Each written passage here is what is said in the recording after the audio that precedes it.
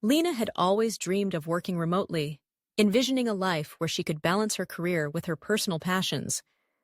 When she landed a position with a global tech company, the reality of remote work exceeded her expectations. She was thrilled to join a team that spanned continents, from Europe to Asia and the Americas. But soon, the excitement faded, replaced by the overwhelming weight of time zone challenges. Lena was based in California, but her team's core hours were set for the convenience of their European colleagues. This meant she often found herself in meetings at odd hours, late at night or early in the morning. Initially, she pushed through, believing that the occasional late-night session was just part of the remote work experience. But as the weeks passed, Lena's sleep cycle became erratic. She began waking up groggy, relying on caffeine to stay alert for meetings, only to feel drained by midday. The time zone disparities began to take a toll on her mental health. On days when her colleagues in Europe were wrapping up their workday, she was still in the thick of her tasks, racing against the clock to meet deadlines. The lack of synchronous communication left her feeling disconnected from the team, like a stranger trying to catch up on conversations happening without her. Even though she was a part of a vibrant global team, she couldn't shake the feeling of isolation. Lena's growing fatigue gave way to anxiety. She began to dread waking up in the mornings, knowing that her days would be long and unpredictable.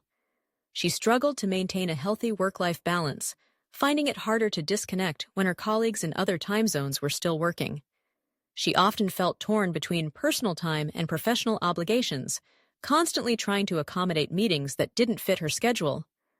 After a particularly exhausting week, Lena spoke with her manager about the impact the time differences were having on her well-being. To her surprise, the company was already aware of the challenges and had been taking steps to address them. They introduced more flexible work hours, offering employees the option to choose when they started their days, as long as they could overlap for key meetings. They also encouraged asynchronous communication, relying more on written updates and recordings instead of live sessions, giving everyone the space to work at their own pace.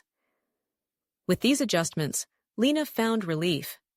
Her sleep improved, and her sense of isolation began to fade as the team became more adaptable to varying time zones.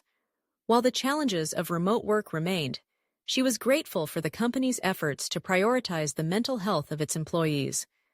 Lena realized that remote work, when done with consideration for mental well-being, could offer the balance she had longed for, a balance that respected the unique rhythms of different time zones and, most importantly, the mental health of those navigating them.